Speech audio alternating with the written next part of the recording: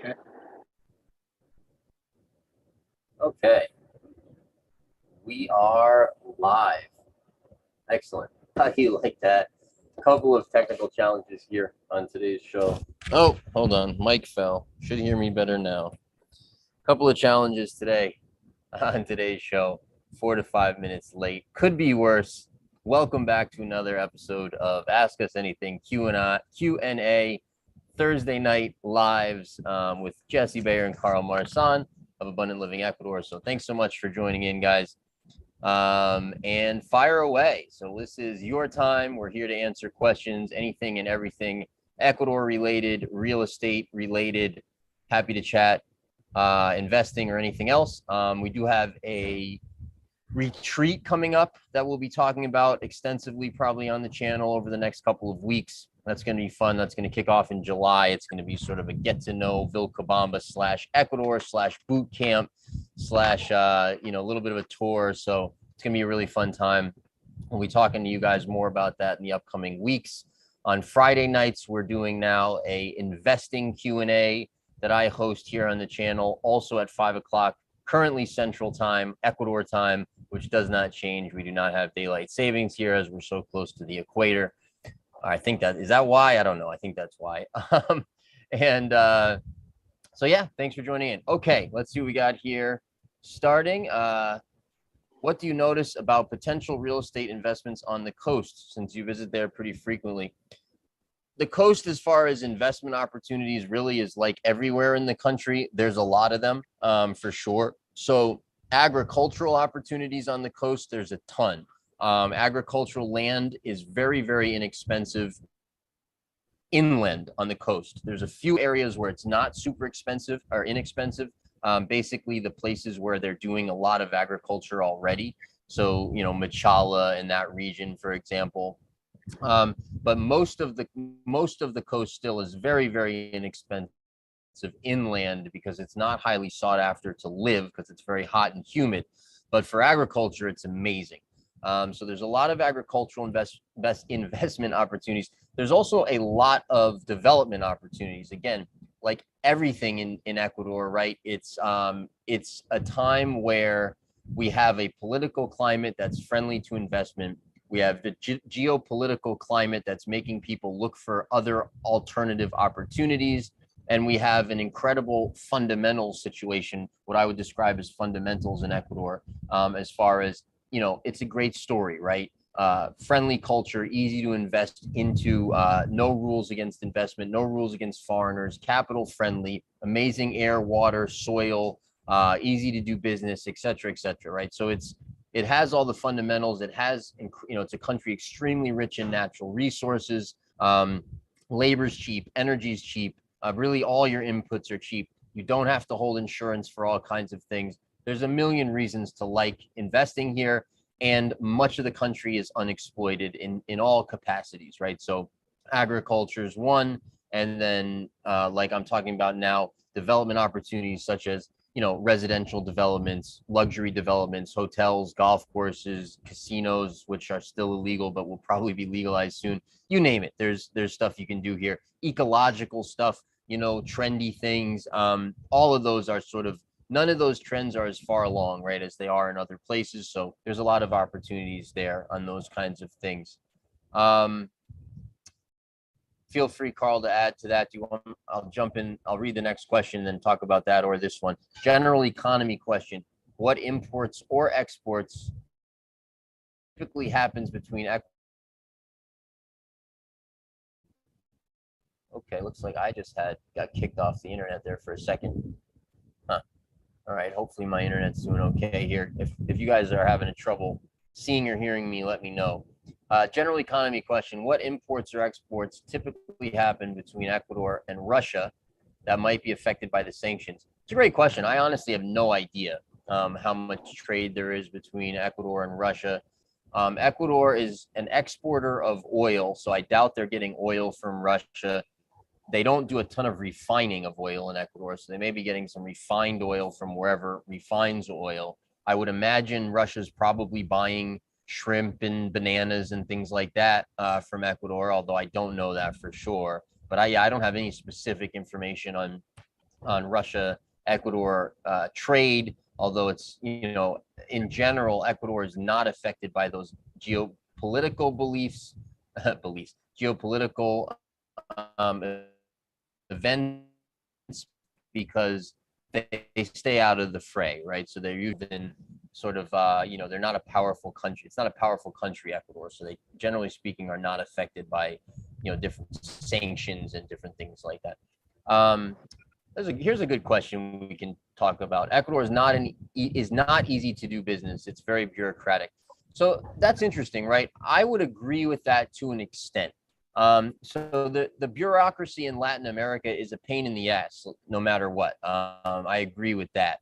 And that includes Ecuador for sure. And if you look at a lot of foreigners who come to Ecuador to try to do business, a lot of people fall on their face because they can't get through the red tape. The key to doing business here is understanding how to navigate the bureaucracy. And once you do, it's really easier to be successful in getting the permits and permissions that you need than it would be in a country where you can't bend the rules. So in Ecuador, there's ways to accomplish what you're trying to accomplish once you have the relationships. Until then, yeah, the bureaucracy is really, really difficult. But once you have the relationships, the bureaucracy is like a little fly that you sort of swat off your arm. It's not any worse than that. And so, I agree to an extent on the surface, but I think with time, that goes away. Carl, I'll let you take this. Are there any noticeable impacts of climate change in Ecuador, like heavy rains, drought, or fires like other parts of the world? That's a good question. I can only talk about my experience being here almost 11 years. I guess Ecuador is a big country, right? So there are definitely heavy rains in some areas. What we've noticed this year in our areas, there has been more rain, heavier rains than the previous years. That's not a major issue. The landslides is something that can happen on the roads. It gets cleaned out the same day. The rivers grow. Some people have lost parts of their property if they're riverfront, but nothing like major in our area. Now, the rest of Ecuador, I can't really speak for too much. Fires is another thing that does happen a little bit here. Forest fires, it's not every single year, but it has happened in the dry season, especially when things are dry, there's not a lot of rain. That's just in our area. If you go to the rainforest, forest fires basically don't exist because it rains every day. They'll basically get taken away. What do you think, Jesse? Yeah, I mean, obviously the climate change debate, is a controversial one. I'm not an expert. The weather changes, I don't know what that's caused by, right? Changes here, it changes in other places. I haven't noticed a lot, but that doesn't mean, I'm probably not equipped to really talk about that very well. I love the country. I love the weather here. I don't know if climate change is affecting it or not. Is there much burglary or petty crime in Vilcabamba, Loja? That's also an interesting question. So in general, in Latin America, there's more petty crime, petty theft mostly than in the States and probably in some other places. Loja and Vilcabamba tend to be very safe areas compared to much of the country, and the country overall is very safe compared to Latin America and so on and so forth. So, I would say the short answer is no, but probably more than, if you're living in a small town in the US or in Canada or something, probably more than there, would be probably a short answer. What do you think about that, Carl? Yeah, I would say the same thing, right? I've heard you say before, Ecuador is the third safest country in Latin America. Loja is the safest province in Ecuador. Now, that doesn't mean there's no crime, that there's no petty theft, right?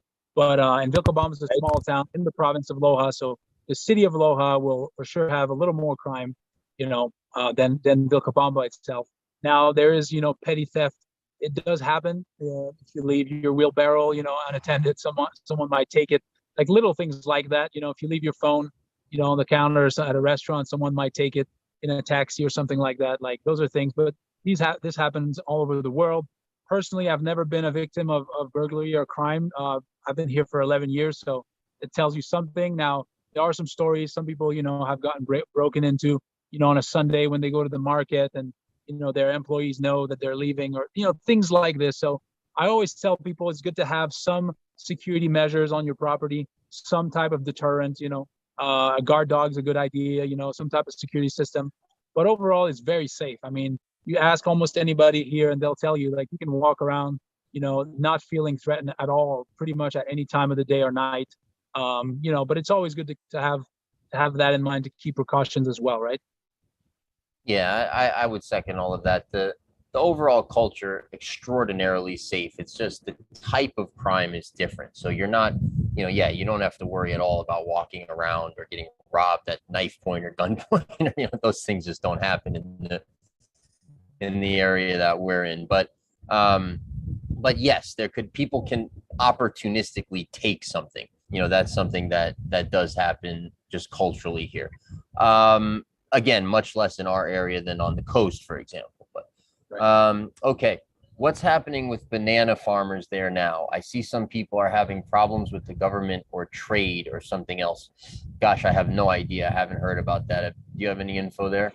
Honestly, I don't know about it either. I know that I have seen some posts on social media where banana farmers would make piles of bananas on the road to block the roads, but I don't even know what it's about, to be honest with you. Okay. They were protesting. There's some type of protest going on with banana farmers. Potentially, it's the price of yeah. I'm not sure, to be honest. I don't want to say anything. I don't know why they're doing it. Yeah. Okay. How is the internet connection in the towns in the southern region? Speed, outages, coverage that you guys cover. Yeah, it's fantastic. I mean, so they have fiber optic now in pretty much almost all of the areas that we have properties listed in. Anywhere there's fiber optic, the internet is A+, world class, as good as anywhere. Are there many solar farms? There are solar farms. I don't know if there's many or not, but there certainly are some solar farms. There's some wind farms as well. Ecuador gets a good chunk of its electricity, if not most of it, from hydroelectric. So there's hydroelectric, there's wind, there's solar. There's definitely solar farms. I've seen a number of them. Do supply chain issues like fertilizer affect Ecuador? It's a good question. I don't know how much it will affect the sort of traditional farming here. It may have some effect on it. I would imagine it will to some degree. I don't really know. People grow here in general somewhat more naturally, although certainly not. There's definitely large scale agribusiness here that does not. We'll have to see. I don't know how much fertilizer is produced in Ecuador, how much they're importing. That's just outside of my area of expertise. Is realtor licensing? Feel free to, Carl, I assume you're also not a fertilizer expert, but Not feel at free all. to chime in. Not at Yeah. all. I haven't noticed any supply chains issues though. Like since we've been here, like we hear about it in the rest of the world. Here, I haven't noticed, and we're in a small town, in the middle of the Andes, and I don't see any supply chain. I don't see anything that's missing at this point. The shelves that are empty and for any types of products. I haven't noticed that at all. No, I have noticed a little bit of an increase in prices at Supermaxi for some imported goods. So that I have noticed, but that's probably and construction materials. There's been some increase in price in construction materials. I didn't realize that the question was talking supply chain more generally. So yeah, there's been a little bit of increase in prices like you're seeing, anywhere for a few items. Is realtor licensing straightforward, and did you fill that position? So actually, well, I'll go ahead and give the information here. Yeah, you don't need a license individually in Ecuador, but the company needs one. So we have a license at the company, and then we can hire who we want to operate under that. And we are looking for people still in various roles. So feel free to reach out, Jesse at avecuador.com. That's JESSE at avecuador.com. Hey, Mike, just wondering, what are the seismic risks to buildings in Southern Ecuador? Are there properties in Septic in Vilcabamba? I'm not sure what in Septic is. Maybe you're talking about septic tanks. Yeah, I mean, Ecuador is on the ring of fire, so there is movement. There are earthquakes. There tends to be areas that are prone to earthquakes and areas that are not. The the one of the reasons personally that I chose the Southern Andes and sort of the non-Cuenca Southern Andes is because it's not on any major fault lines.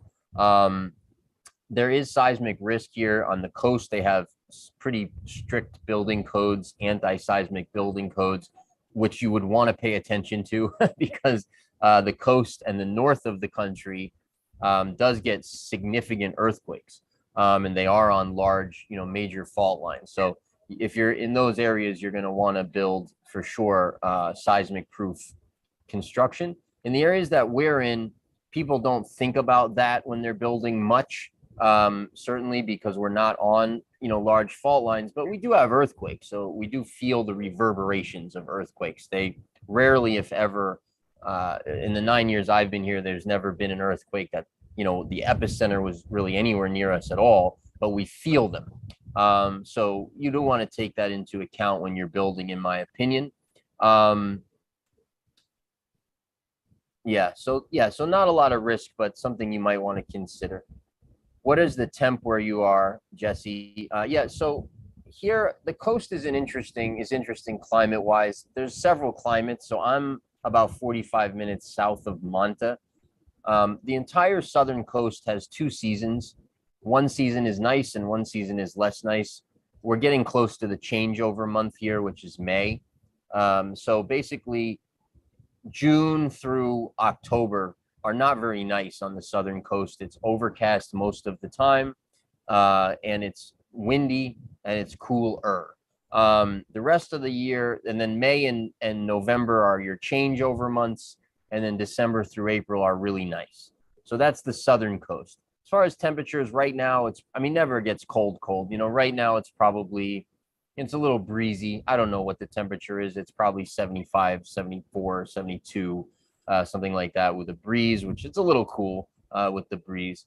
But yeah, it'll get a little cooler, definitely. Today's a cool day here. I was in Manta this morning. It was hot and sunny and beautiful, but it'll get a little cooler, next month and then into June for sure. Once you get past San Lorenzo, which is just south of Manta, then you don't have that season where it's colder and more overcast and windier. And then once you get up north, it's very hot and humid. It's different inland. So there's a lot of different climates on the coast. I lost where I was here. House marketing, price going up or down before or after pandemic? Carl? Definitely going up after pandemic. Just like it seems like to be a worldwide phenomenon, at least those more desirable places where people are moving to, prices tend to go up, right? So that's basically what we're seeing here now. I hear like in Canada and the US and some places like 50% increase, 100% increase in property prices.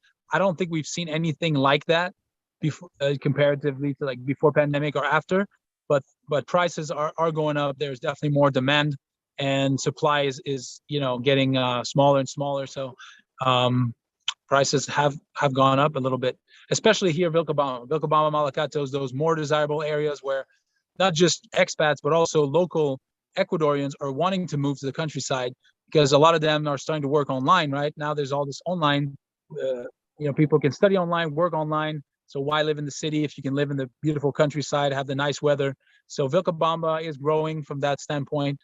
So yeah, prices are going up.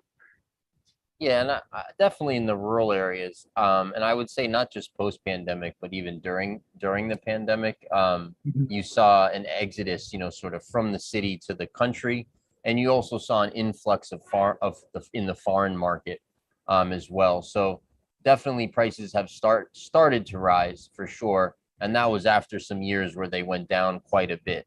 So they stabilized and then have started up now over the last couple of years. Nothing hyperbolic or anything like that, but we're definitely seeing, especially in the last, I don't know, 3 to 6 months, some starting to be a little bit more significant price increases in certain areas in land. Also, I realized I forgot to answer the septic question. If you were asking about septic tanks, Stevie, they use septic tanks in the area that we're in most of the rural areas, all the rural areas in Ecuador. There's a few different ways to do that. The most common these days is what's called a biodigester, which is very inexpensive. It's about $1,000 installed. So not a super pricey option at all. There's some other options as well, but they don't have all the crazy sort of septic rules and costs that they do, I know, in the States and other places. Yeah, and also I want to point out there is a sewage system in the urban area. So anywhere around Vilcabamba, sort of the outskirts of Vilcabamba, when it's not too rural, there's also no, there's not a need in most cases right in the urban areas to have a septic tank. You can hook up onto the sewage system. Mike asks, how's the COVID nonsense there? Not so bad right now, Mike. So yeah, there's really no noticeable COVID restrictions of any kind anymore in the country. You can travel freely, which is nice. There's no, you do have to do a PCR test to get into the country, but that's the only requirement.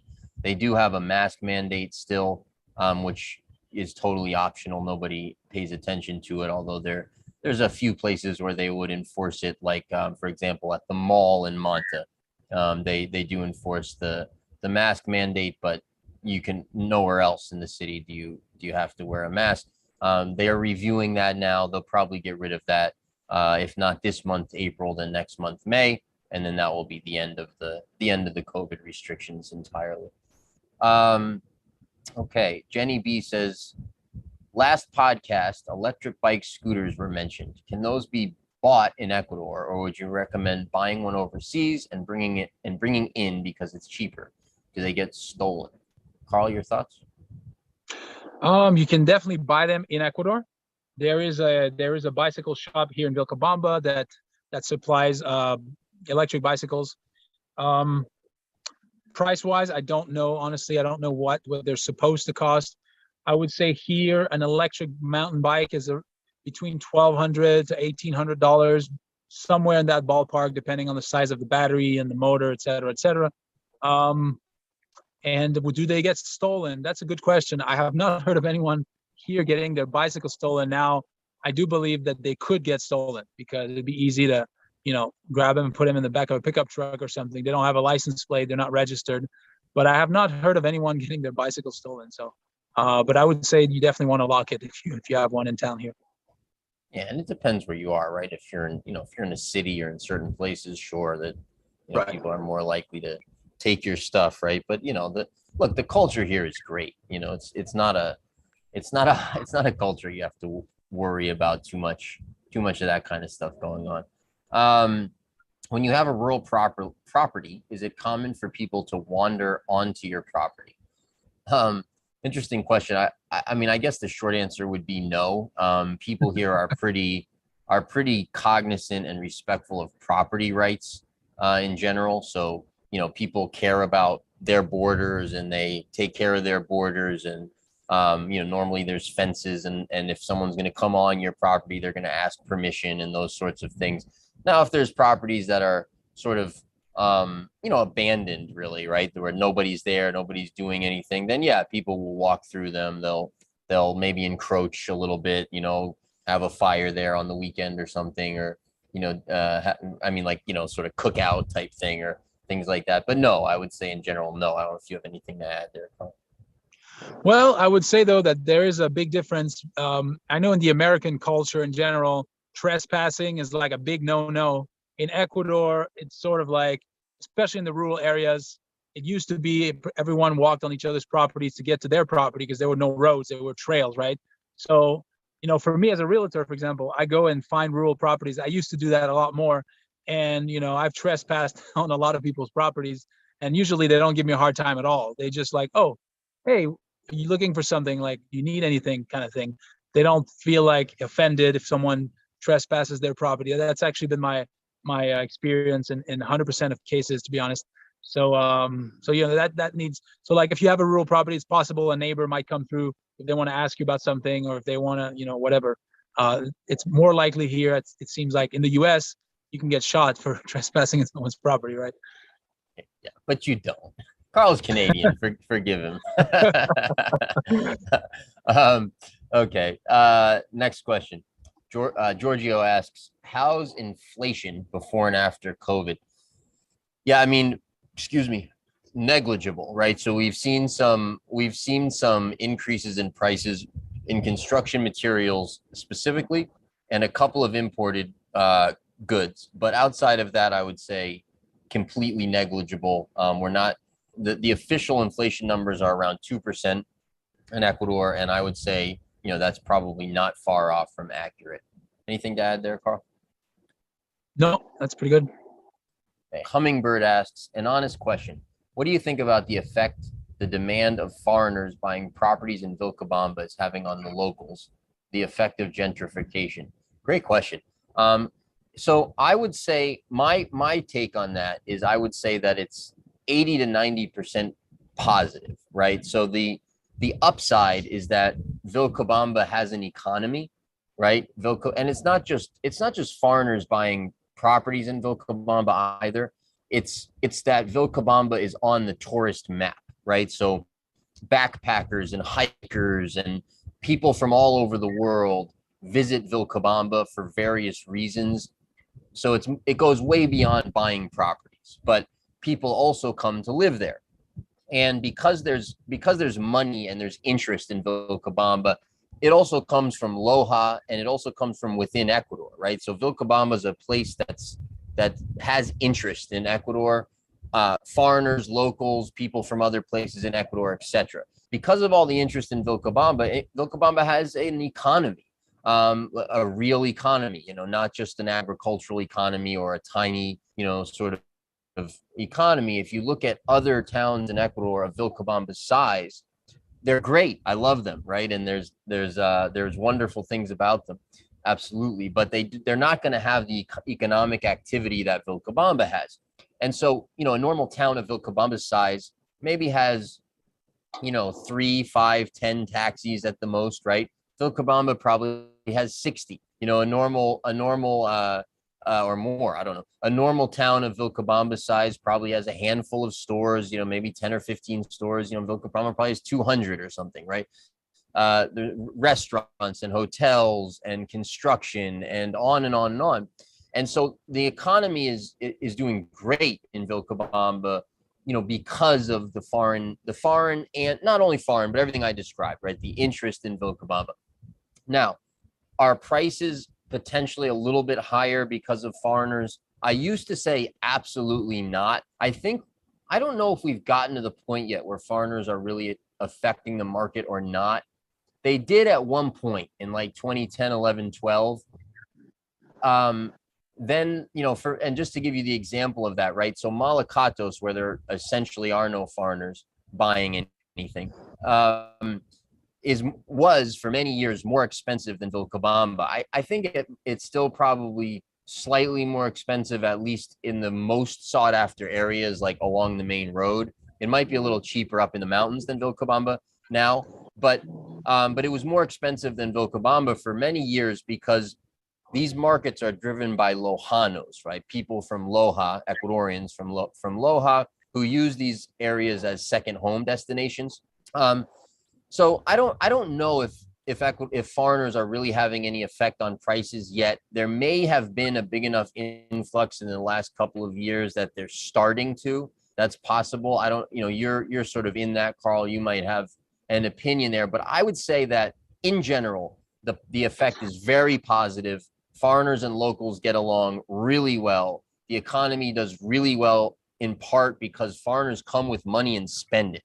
So all the businesses are thriving. The locals have work, they have businesses, whether it's construction, whatever it is, right? People are able to work and make money, and people get along really well. So that would be my overall take. I'm sure you have some thoughts on the subject. Yeah, it's a lengthy topic. We could talk about it for a while because there's definitely different perspectives. There's different opinions, right? The first thing I can say is there are a lot of local people who benefit tremendously from the expat population here. Like you mentioned all of them, Jesse, just now, the businesses, the taxi drivers. One thing that you hear a lot is local people want to find work working for expats. Like a lot of local people want to work for gringos, right? They're looking for gringo employment because in general, this is a generalization, but the idea of working for a gringo is you get paid better, you get treated a little bit better, you get given a little more bonuses, more free time, expats tend to be a little more like that. I don't know, that's just a generalization, but that's what the locals think, right? So just the employment that we create is highly beneficial for the local people, for sure. So I know, I speak to local people all the time. I'm fluent in Spanish, so I get their perspective, very, very clearly from that standpoint. Now there are people like you're mentioning, Jesse, and it happens everywhere in the world where people like to point fingers and blame someone for something. Prices are higher in Vilcabamba. Oh, it's the gringos' fault, and that's sort of like people believe that. Now, I think you're right, Jesse, in saying that Malacatos is a little more expensive than Vilcabamba, and there are very few gringos there. So that sort of proves the point that prices of properties have always been higher here. Now, I think the distinction is that expats tend to value different things than local people. So local people value a property right on the highway because the access, they'll put their nice big home right there on the highway. Expats, they don't want to be close to a highway. They want to be somewhere up in the mountain where it's more quiet. So I think if expats have affected the price a lot, it will be more in the rural areas, like farther away from the main roads. I think in those types of properties, probably expats are willing to pay more for the further away up in the mountain type of properties than locals are. But typically expats don't want to be on the highway, and that's where the most expensive properties are. So that's kind of an example of that. Yeah, I would say that most local people benefit from the expats being here. But also potentially expats are a competition when it comes to business now. There's a lot of restaurants that are owned by expats, that are very successful. And maybe some local people might have some type of jealousy, like the expats are taking over business sector. We're pretty much expats in the real estate department, and we're pretty successful at that. So there's definitely potentially some jealousy there.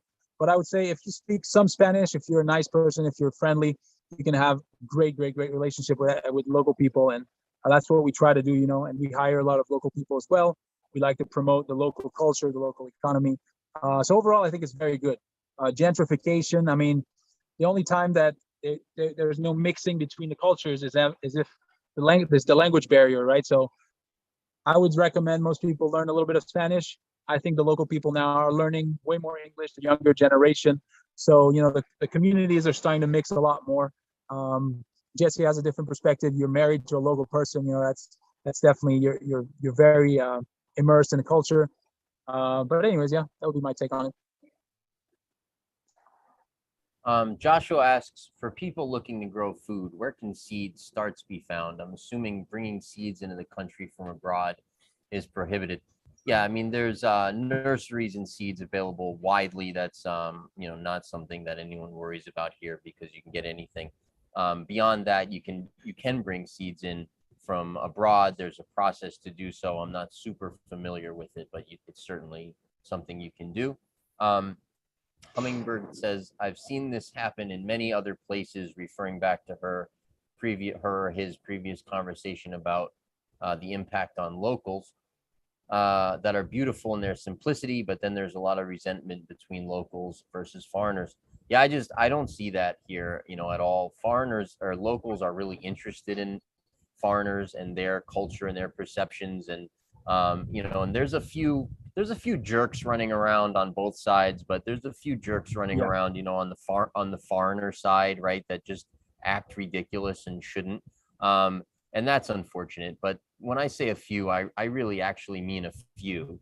In general, I would say, 97-8%, the beautiful interactions. No one cares. That's one of the things about this culture that I love. People treat you as you are. If you're a nice guy, you get treated as a nice guy. If you're respectful, you get treated respectfully. If you're a jerk, you get treated like you're a jerk. That is the Ecuadorian way, and it's something I really appreciate about the culture here. Are there any bars or drinking establishments open at night in Vilca? Is there a curfew when everything shuts down? So there's certainly no curfew, like mandated curfew or anything like that. There's something of a drinking culture, I guess, in Vilca. I'm not part of it, so I don't know much about it. But there's some bars. I don't know how late they stay open. I don't know, maybe 10 o'clock or something. Weekends definitely later. I guess there's one sort of nightclub or two kind of nightclubs. I've literally never been to either one, so I am not the expert here. Maybe you did a little more partying than I did. I don't know. Do you have thoughts there? No, I don't have that much experience either. Like you said, there's a few places that have like live music. They probably stay up late. They have a few bars, right? Probably 10 o'clock is a good average. I think Weekday anyway. Yeah, weekend it would definitely be later. Yeah. Yeah, but I think they don't stay up until that late. For I understand, like there's neighborhoods, right? There are people living close by, so I don't think the neighborhood would let them, party hard and play loud music until very late at night. Um, but yeah, maybe midnight, something like that. Maybe 1 in the morning, the very latest. Yeah, I just don't have a ton of experience, but yeah, people hang out and drink and play poker, and there's different opportunities to do all that kind of stuff. Excuse me. Jorge asks what beach I'm at. So this is actually San Jose. Excuse me, just north of Puerto Cayo, about 45, 50 minutes south of Manta. Best cell phone service company for Vilca. Well, that's a hotly debated subject. Everybody has their favorite. Claro, Movistar, 20 are all common ones. All of them work well.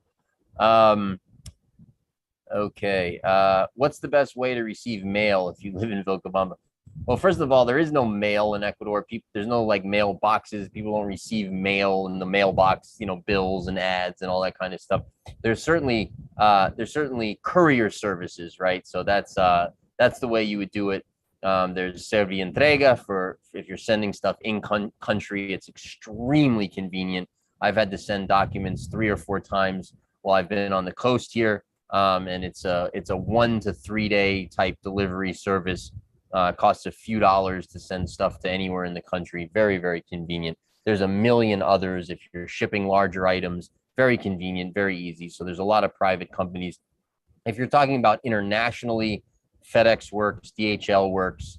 And then if you are trying to bring stuff in from internationally, they have all sorts of services for that as well. They usually charge by the pound, about $8, $10 a pound. And you can ship stuff in from Amazon or wherever. There is a post office in Vilcabamba, right? You know that, right? You can can have a PO box. Okay. You can have a PO box and get your mail and stuff. I mean, now like the courier service that you're referring to, Jesse, with like a price per pound, that's usually it ends up being more cost effective if you're gonna get a lot of stuff shipped. But if you're trying to receive letters and stuff, like you can get a PO box at a post office in Vilcabamba. There's a post office in Loja as well, right?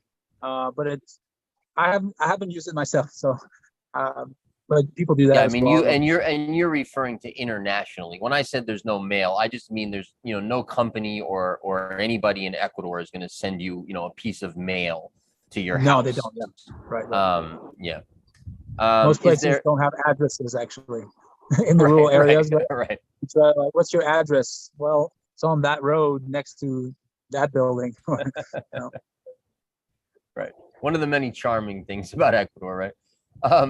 Robert asks, is there a need for honeybee farms in the country?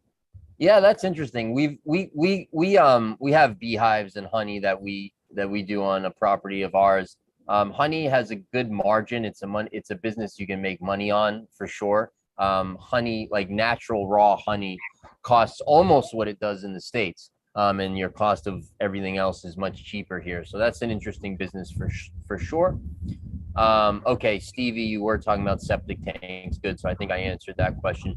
Albert, what dangerous animals like snakes, spiders are in Vilcabamba and Loja area? Almost none. I don't think there's any. Carl, correct me if you know something that I'm not familiar with, but I don't think there's any dangerous spiders. Poisonous snakes exist. No one ever gets bitten by them. They're not something you have to worry about. I've never heard of literally anybody getting bitten, but they do exist. There are poisonous snakes that exist. Again, in the Amazon and places like that, you have to actually take precautions and worry about them. In our area, you don't. Anything to add? Yeah, there's one type of poisonous snake that I know is in the area. Like you said, very unlikely to see them, except if you go really in the forest, and wild areas. They don't hang around where there's populated areas at all. The local people typically kill them. And like you said, I think they never bite people. I mean, they probably could, but my understanding is they're very slow and they don't attack for no reason. They'll only attack if you like step on them or something like that, which is very unlikely. What I hear though is that in like close to the Podocarpus National Forest, which is the protected national forest there, some people on the borders maybe have animals, like they have cows or horses, and sometimes their animals will get bit by those snakes. It has happened. So that's what I've heard about those types of snakes. And that's it. There are scorpions as well, which are not poisonous, like deadly at all or anything, but they will sting you kind of like a bee sting or something. And also they're not very common, but in the dry season, especially, I think they'll sometimes in certain areas, you'll see them, around. They'll come up on your porch or something, you kill them. I've heard those are in certain areas, but again, they're not deadly at all. But I mean, literally so I've been in the area for almost 9 years. I've seen a scorpion once. So, that's my experience, but I know other people who live in areas where they're a little more common, do see them occasionally. Okay. Retired minimalist asks, I'm recovering from prostate cancer and need to check availability of oncologists and meds before I move to Loja. Any tips on how to search this out? Why don't you shoot us an email? We'll see if we can help you out. But just in general, the Loja has everything, so there's not going to be an issue, finding an oncologist or getting your meds for sure. E. Sarpy asks, is investment in multifamily property possible? Absolutely. Shoot us an email. We'd be happy to talk to you about it. Nathan asks, what would you estimate the percentage breakdown of the different nationalities there are in Vilcabamba? Great question. I have no freaking idea, but it would be mostly Ecuadorians, of course. And then as far as the expats, probably more people from the US than anywhere else. A lot of Canadians, certainly, lots of people from Europe, all over Europe. Some Asians, not a ton, from different Asian countries. Gosh, I don't know. What do you think? Yeah, same thing as you said. There's definitely more Ecuadorians. Some people think there are more gringos or expats in Vilcabamba than Ecuadorians. That's not the case at all. Not even close. There were more Ecuadorians. Yeah, not even close. It's just more apparent that there are a lot of gringos because typically they don't work. They're retired, so you see them more because Ecuadorians are, busy at work most of the time. But yeah, Ecuadorians, Americans, Canadians, then like you said, Europe. But then I've heard there's like 80 nationalities or something. There are tons of different people from all over the place. Oh, a lot of Latinos too from other countries in Latin America as well, which I didn't mention. For sure. Yeah. Sorry, Carl. I didn't mean to interrupt you. No, that's it. Okay. E. Sarpy asks, is financing deals the way to go, or is cash still king? So for foreigners, cash is king for sure, because it's hard to get a mortgage here as a foreigner until you've lived here for a couple of years. However, we're working on a solution for that, but interest rates here are very high. So even if you could get access, you might not want to use the mortgages because of the interest rates. Do you guys list properties in Rio Negro near Baños? Not currently, although if you're looking to sell a property there, we can talk to you about it. If you're looking to buy a property there, no, we wouldn't be a much help to you. We are restructuring the company now in part to expand. So we'll be in those areas soon. Stevie says, thanks for your answers. Thank you, Stevie. Mustafa says, PCR test, even if you're vaxxed. No, I believe it's an either or at this point to enter the country. E. Sarpy asks, what are some services, products in need among expats? So there's a lot of stuff, a lot. Let's see, I got to get the brain working here to come up with some right now, but there's basically, so Ecuador is not oriented around services naturally per se to the degree that it is back home. So there's all kinds of service stuff that just doesn't exist here. For example, delivery exists here, but not really in some places, right? There's property management, right? That's something that's we're considering getting back into, but is not an industry here. gosh, I don't know. I'm having trouble off the top of my head. There's a million services. And Carl, maybe you'll save me here a little bit, but there's a million services for expats, not only services, but businesses also. There's no sandwiches or something you can't find. You can never find a decent sandwich in Ecuador, like a US style Italian deli or Jewish deli, sandwich, right? There's a million things that catering to expats that just don't exist. I have lists of these businesses that I've kept over the years, most of which I'll never take the time and effort to do, but all of which would work. Do you have any of that pop into your mind? Yeah, I was trying to think just like you. One thing that I know is there are different products that are just not available here, right? So I don't have that many on the top off the top of my head, but things that you just can't find here that people will have to buy from the US and get it shipped here, So if you come here, you have to be creative, but you have to like remember what you consume in the where you're from and like what you can find here, right? So like I haven't been back in the Western world for a while, so there's some things I probably can't even think of that exist or that I used to consume. But one thing like energy bars, for example, like Cliff bars or like some type of energy bar like that, like they just don't exist here. Like you can't find anything like that. That would be a huge successful business if you had like a proper, healthy, delicious tasting energy bar. Like people would buy this type of stuff. Nutritional yeast is like a random thing, but like you can find it here and there a little bit. There's not like Ecuador doesn't import nutritional yeast. People bring it in, from some type of courier service and resell it, and there are other products like that. Any type of new technology, Ecuador is probably not going to be, the first thing, to import those Burglary filters, different types of like stuff like that, that, even, I don't know. Is there something that comes to your mind? I mean, there's hundreds and hundreds of things. That would be a fun show to prepare for and talk about. But there's almost limitless opportunities in that sort of stuff. Mike asks, do you guys deal in rental properties? I assume you mean rental income producing properties. Yes and no.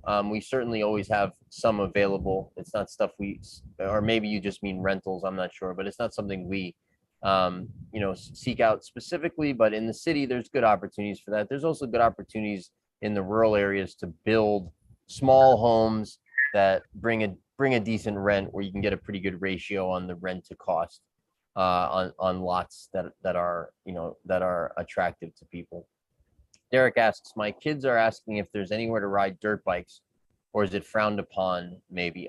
No, it's definitely not frowned upon. There's a dirt bike culture here. I have friends of mine have their kids in different dirt bike competitions and things like that. So that's definitely goes on here quite a bit. Nathan asks, can you talk a bit about the school situation? I saw there is one bilingual school, or is it just for small children? I don't know if you mean in the country overall or sort of in our area, but in our area, there is a small private school in Vilcabamba. There's, of course, public schools, and then there's a million private schools in Loja that some expat families choose to send their kids to. There's also rumors of a school being started up here in the next number of months, which will be perhaps a better option. But there's some decent options. There's also a lot of homeschooling groups and different parent groups that get together and things like that. Brad asks, you guys are top drawer, total respect, integrity first. I'm hooked. Can't wait to meet you, Bayer. Brad, respect to you. Thank you for the comment. Edwin says, did you move to the beach, Jesse? No, I didn't. We've been here a lot though in the last few months. I do like the ocean, but no, we live in the Vilcabamba area. BTC abundance to life. It's a mouthful. Asks BTC properties. I assume you mean Bitcoin, which yes, we can facilitate Bitcoin to property transactions here. Nathan asks, what are the common animals, insects in Vilcabamba? Oof, where's Talbot when you need him, Carl? So animals, man, I'm gonna let you answer the animal stuff. I'm terrible at those kinds of questions. Insects, I'll just say this. The insect life in Ecuador is incredible. I remember when I first got here, seeing spiders and moths and butterflies, and for example, ladybugs, both green and red and purple, the size of my fingernail, right? Like this large. I don't know if that's coming with huge, that I've never seen anything like that in my life in the States. Moths that are this big, wings tip to wingtip. Butterflies. The insect life here is really impressive. Animals, man, I don't know, Carl. Talk to them about animals. I'm not very good at that. That's funny. Well, one thing I can say about insects too is, like you said, they're beautiful. Even the spiders, like the spiders are gorgeous. Sometimes, like I can spend a whole bunch of time just watching the beauty of those banana spiders, right? Those golden orb weavers. They're beautiful spiders. They're not dangerous at all, but they're pretty big. Bird watching is a big thing here. I realized that after a few years of being here, like there's actually groups of tourists that will come to Vilcabamba for bird watching. And it's a thing, so there's definitely a panoply of birds, like the most beautiful birds, all the colors you can think of. There's hummingbirds, right? There's, a bunch of these beautiful yellow birds. You see them everywhere. There's bluebirds, squirrels, right? Squirrels are here. Let's see. There's a lot of farm animals, of course, right? Goats, cows, horses, donkeys. Those are everywhere. You went for the squirrels, huh? I mean, yeah. Well, there are some deers up in the mountains, but you don't see them very much. There's also some bears, right? There's those bears that have like the binoculars around their eyes. There's those foxes. What's guanchaca in English? It's like an opossum. A possum, right? There's possums. There's cats. There's wild cats of different kinds. Little rabbits or little wild rabbits or whatever. As you can see, we're clearly experts on this subject. Pablo asks, how are the properties abutting Podocarpus? How far are they from Vilca, Malacatos, etc.? Well, that's what's interesting about Podocarpus. It's huge. So, Podocarpus borders Zamora, right? It borders Loja. It borders Vilcabamba. It borders the Orient further south on our side, right? It borders lots of places in our region. So you can be very close to Vilcabamba, even in Vilcabamba, in the valley of Vilcabamba and border Podocarpus. You can also be in Landangi. You can be in parts of not Malacatos, but Malacatos Valley. You can be in Loja. You can be in Zamora. You can be in lots of places and border Podocarpus. Okay, let's see. What's the crime situation like in Loja? I have a number of Ecuadorian friends and family members that say they have all noticed thefts and violent crimes increasing. Yeah, I mean, it's all relative, right? So Loja is very low crime. I mean, extremely low crime. I have lots of Lojano friends as well who I wouldn't say they complain about crime, but they take it much more seriously than I do because they're used to a city that has almost zero crime, right? So, if you come from the US, you're going to feel extremely safe in Loja and think that the crime is very low. That being said, yeah, I think there has been a slight increase perhaps in the last few years. There's been a little bit of an influx of immigration from Venezuela and other places. And then, I don't know if the pandemic had something to do, but I have heard that there's been a little bit more break-ins and things like that. But again, not violent crimes. Violent crime is really just almost not a concept at all in our area. Rick says the pensionado visa, do they consider common law as a dependent there? Do you know? I do not know. Normally they request a marriage certificate, so I don't know. If you're referring to common law marriage, I don't know. You'd have to talk to a visa expert. We'd be happy to refer you to one. Rick asks, have not been able to find an answer. I know in Costa Rica, talking about the same thing. Yeah, I'm not sure. Lori asks, is anyone doing an Ecuadorian relocation service per se? We used to, and we are somewhat launching that again. So if you need help, Lori, shoot us an email. We'd be happy to refer you to the professionals in the various aspects of relocating here, no problem. Does Vilcabamba have any naturopathic or functional doctors? So I don't know. So does naturopathic, and I guess you're referring to functional medicine. I'm not quite familiar enough with those terms. I think those are specific terms for like specific alternative practices. If that's the case, I'm not sure. But as far as alternative health practitioners, there's probably not anywhere in the world that has a larger ratio of alternative health practitioners to population than Vilcabamba. It's really a mecca of healing and health. And there's just experts from all over the world in all kinds of different, aspects of health. It's really incredible for that. Robert asks, that's a question from Mustafa. Leandro asks, hello from New York. What's the price of 5-gallon jug of purified water?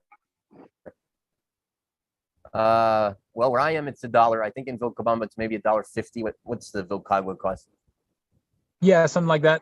I think you buy the bottle for, was it $5, and then you get it refilled basically for $1.50. The water itself, maybe $1.25 actually. $1.25, yeah. $1.25, $1.50. Yeah. What? Hey, this is the first live. Oh, thank you. I appreciate it.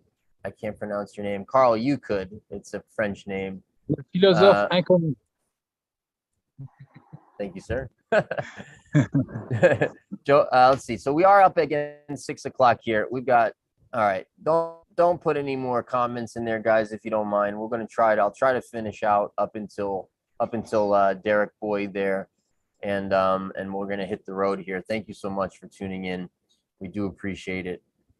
All right. I was born in Guayaquil and moved to New Jersey when I was around 9. And I plan to relocate back to Ecuador. These earth ships, maybe. Johanna, reach out to us. I'd like to talk to you. We've got some cool synergies and things going on that you might be interested in. There is some stuff like that going on in Ecuador. I'm personally not super familiar with them, the ones that we're not involved in. But I'd love to chat with you. So reach out if you're interested in talking. Carl, do you know of any of those communities that I'm not aware of? Well, communities themselves, I don't think so. I know there are a lot of people that are, setting up their properties off grid with things like earth ships or, earth bag homes. Earth ships is not so common because that requires tires, right? And it's not that easy to find free tires in Ecuador, at least from my experience. Like in the US, you can get easily free tires. Anyways, I haven't seen any earth ships around here, actually. It'd be cool to start doing that. I wonder, though, there's like this earth ship sort of community model. I don't know if that's what she's referring to, but it's pretty cool. Anyways, people can look it up. H House asks, what school options exist for foreigners? Any Waldorf or Montessori? There's Montessori-based stuff in Loja. If you have experience in those things, I'd like to talk to you. Reach out, jesse@abecuador.com. That's okay. Best ROI locations and property type. Let's talk about that tomorrow, Sarpi, on the investment podcast or the investment live tomorrow at 5 p.m. Central. Thanks for the question. Carl, you want to pronounce that name for me again? Le philosophe inconnu. I mean, it means just the unknown philosopher. I like it.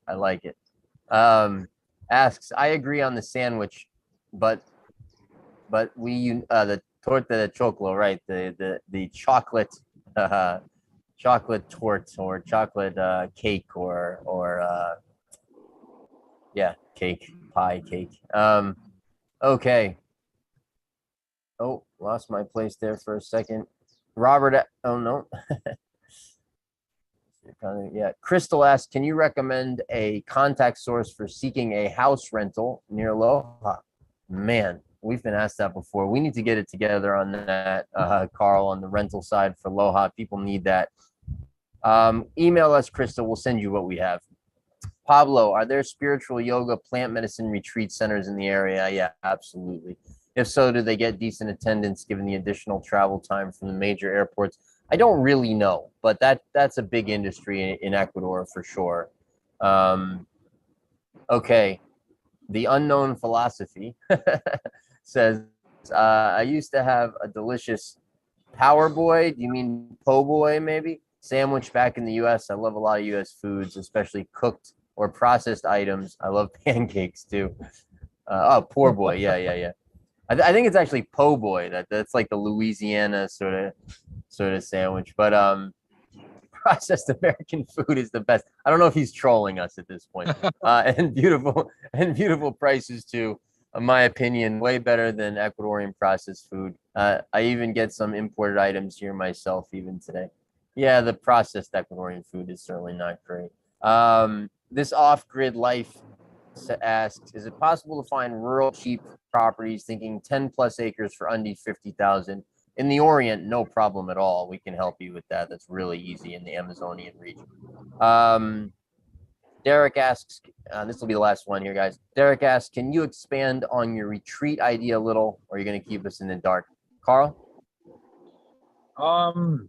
Yeah, we're still we're finishing up the schedule right now. We have a bunch of ideas. The idea is to give people an opportunity to discover Vilcabamba, to get a tour of the area, to do all of the interesting cultural, natural activities that Vilcabamba has to offer.